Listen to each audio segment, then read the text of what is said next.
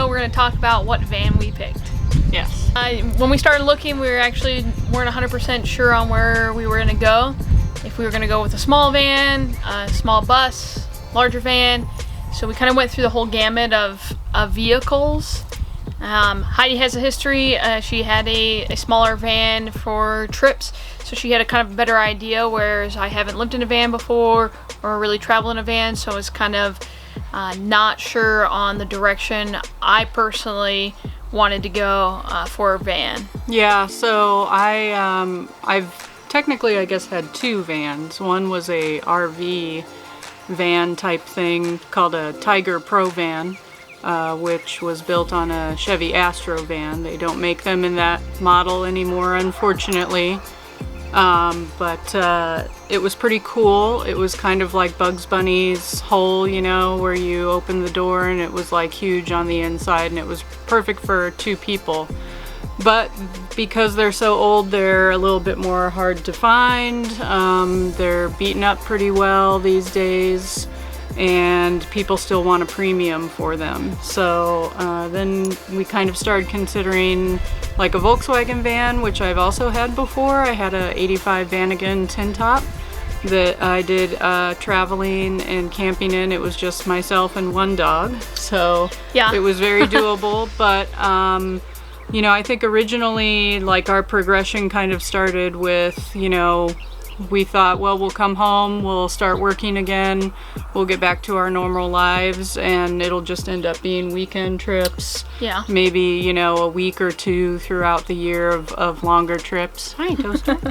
Yeah.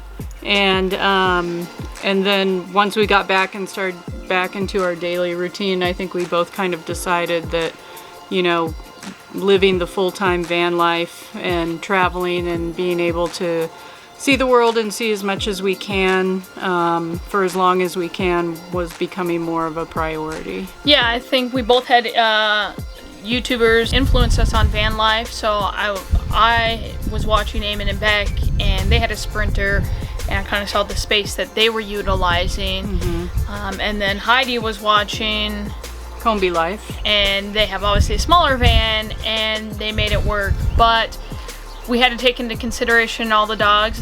Yeah, so I'm 5'4", Heidi's 5'11", so we had to consider being able to stand up. We wanted to stand up for full-time living, so that kind of brought us back to the drawing board with different types of vehicles. So we kind of thought, after going through and looking at different vehicles online and some small buses, we kind of narrowed it down to the big four and started kind of looking at that. I mean, we've really run the gamut through everything. You know, we were looking at possibly getting like a E350 or an Express, four-wheel drive, all-wheel drive, you know, two-wheel drive. It was all over the place, really. Yeah. We even went and looked at like it was a Town Ace, yeah, that had, you know, like a RV built onto the back of it that the guy had imported, and it was really cool. And I think if it had just been maybe this much taller, we might have tried to make it work. Yeah.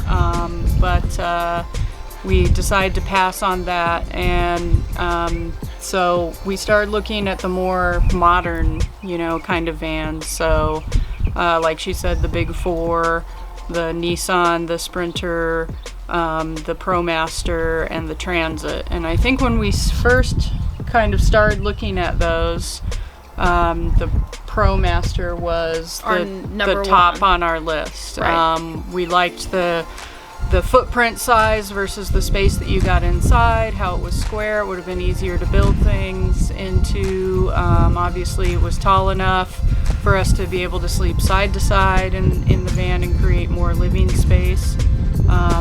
So we headed out to the dealerships. We didn't really have any intentions of buying, but we wanted to see everything in person in one day, take measurements. You know, we took our measuring tape with us, and I'm sure all the salesmen thought we were crazy. Yeah, probably. As we're jumping in the back of the vans and like measuring things out and seeing how big things would go. But yeah, but I think it was important for us to look at all the measurements and to get our kind of feel right off the bat, and our feel for all the vehicles back to back. Mm-hmm. So then we can kind of instantly say, like, hey, loved it, we hated it, we were kind of in between on it, so we could sort of narrow it down. Even though it was only 4, we still wanted to sort of narrow it down. So when we started looking for used vehicles, we weren't looking for 4 different types, which is kind of where we were at before, and it was exhausting and stressful. By the end of the day, the Transit was sort of our number one. Just because for me, the ProMaster felt very high up and sort of like I was driving a bus, and though I've driven bigger vehicles before, I just didn't like the feel of it with the wheel and everything. So I think that kind of knocked it down a little bit. Even though the build may have been a little bit easier, the overall living afterwards, I mean, the build's only a small part once you're on the road. Like, that's the bigger part of your life. So, and driving it, so that for me kind of took it down. So for us, it was kind of Transit, Sprinter, but they were so expensive, ProMaster, and the Nissan was completely out for us. It was way too small on the inside. I kind of liked the idea of the Nissan before we went and looked at it, because I know it's built on the Titan truck chassis. So if we wanted to, you know, do a lift kit or possibly convert it to 4-wheel drive in the future or something, that would have been really easy. But they only come in one size, and the box was just, it was way too small for us. I mean, the bed would have taken up like 3/4 of the living space, and to me at that point we may as well just get a van again, you know, or a E350 or something. So that one was pretty much out. I think we really liked the Transit the best.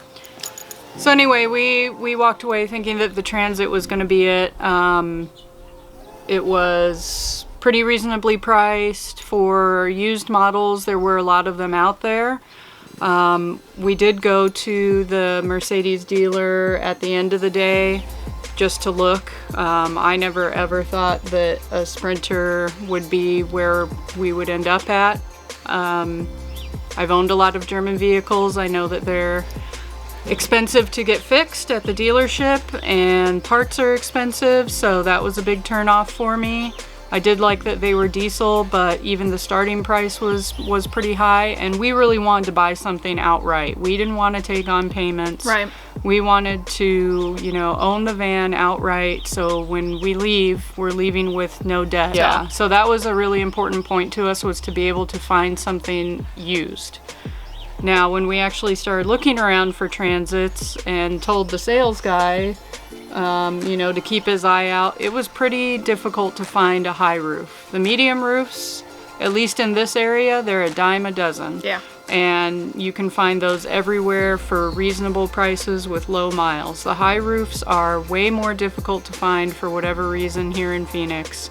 And if we did find one, it was either beat to crap and had really, really high miles on it, or it had low miles, but they wanted $30,000 for it, and that was just out of our budget. So I think after a while looking for Transits, we kind of switched over to the Sprinter just to sort of get a feel of maybe where prices were. Like, is it actually, you know, within our means to afford one, and are they comparable?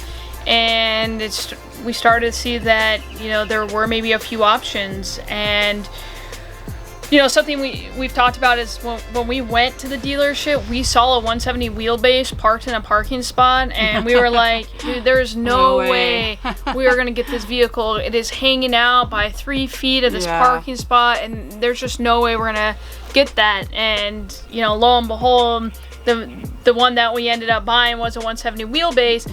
We went to take a look at this, our van Baymax, and it just kind of all clicked for us. We got in and we drove it. It was in pretty decent shape. You know, minimal, some little damage here and there, but it was used, and I don't know, we drove it, and for me it just felt right, and the price was there for us as well. So I think that's, you know, we kind of jumped on it. Yeah, so the good thing about the Sprinters, if you're considering getting one, is that because they've been made in the US or imported into the US for so long, there's the T1s that fell under the Dodge label. and now this generation, and then the 2019s and newer under the Mercedes label, there's a lot of them out there. Yeah. And FedEx and Amazon and lots of like National Car Rental, and all of those places have a bunch of these vans. And so if you're, a little bit patient enough, you should be able to find one at a decent price that's in decent shape. Got very lucky to find this one, I think. Yes. And Toaster went with us, and she gave us the seal of approval. The paws up for it. The paws up on the Sprinter van. So, yeah, here we are with a 170 Sprinter. Yeah, with a 170 Sprinter. I just want to say, too, the other thing I think that kind of pushed me over the edge for the Sprinter was I started looking up online what common issues were with the mechanics of them, what people were seeing pretty commonly, how difficult it was going to be to either take care of some of those things on the road, or how expensive it would be compared to taking it to the dealer, and even just things like oil changes, stuff like that. And number one, the very basic Schedule A and Schedule B maintenance on this van is pretty simple. If you're not afraid to use tools, which I would assume if you're building out your own van you are not, you should be able to change the oil and the oil filter and the fuel filter on this van easily, like no problem. So that's going to save you $400 or $500 over taking it to the dealer right there. You can order packages that come with everything online. I know Amazon sells the specific Mercedes-Benz oil, so you can have that shipped to you anywhere in the world pretty much, to like an Amazon locker or whatever it is you want to pick it up to on the road. Yeah, and I think for us, the space was incredible. I mean, we could have a fixed bed, which is what we were planning on doing, and then still having a living space. And that was important for us to have that separation. For sure. I think that's an important thing, and not to knock anybody who's done one of those convertible bed things in your van where maybe it turns into a dining room table or whatever. Everybody's van setup, it has to be tailored to them and what their wants and their needs are, and that's why you see so many different things going on in people's vans. For us, we didn't want to have to be making a bed every single day when we get up just to have a living space. Yeah. And we wanted to be able to, if somebody was sick and they needed to stay in bed all day long, or if, for some reason a couple years down the road we end up picking up part-time jobs or something just to supplement our income, and maybe we're on different shifts and one person has to sleep, or like I am a late riser. I am much more of a night owl. And I am an early riser. Yes. And so for one of us to be able to stay in bed while the other one wants to get up and make coffee or have breakfast or read a book or do whatever it is you want to do without having to disturb the other person, that was like probably the number one thing on our list. Absolutely, yeah. And you made a good point, Heidi. It's just like, do what's best for you and your build. Don't say, oh well, everybody's doing something this way, so I have to do it this way. You're the one living in it. You're the one who's going to be there every day, so make it comfortable for you. We're trying to take it in stages. Do something, maybe go camping, do something more, go camping again, see if it works, because if it doesn't and you're stuck with it because you've already done your whole build, then you have to either rearrange everything, or you're just living in something that you're not happy with. That's going to make living hard and maybe not van life as enjoyable for you. So we're taking it in stages. That's what we felt's best for us.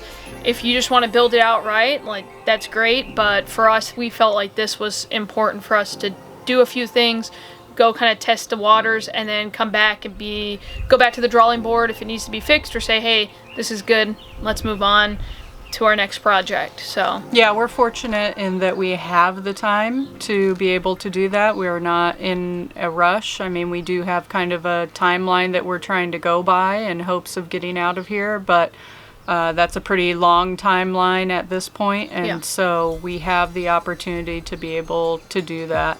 I understand that not everybody may have that opportunity, and so really take a look at what other people are doing in their vans. I mean, there's a million great accounts on Instagram alone that post up all sorts of different layouts and different things that people have done to their vans. And I know both of us, every time we see something on there, we take a screenshot and we save it, and we're like, oh, we really like that idea, or oh, I like the way they painted this, or where they put this, or what kind of sink are they using, or you know, you just see a bunch of different interesting things. And then on my phone I have a file called Van Life, and they're all loaded in there. And so when we're looking for that inspiration, or we're trying to remember that thing that we saw, we can just go back and take a look and learn from other people's mistakes. Well, thank you for joining us. And Toaster, she wanted to be the star of today's show. Yes. So if you liked us, give us a thumbs up, subscribe. Any questions, just put them below and we'll get back to you. All right, thank you. And until next time. Bye. Are you done? Can we record now? Are you done? Flooring and the ceiling and everything else, then that would have shrunk it down. Oh, easy. Toaster didn't like the transit either. So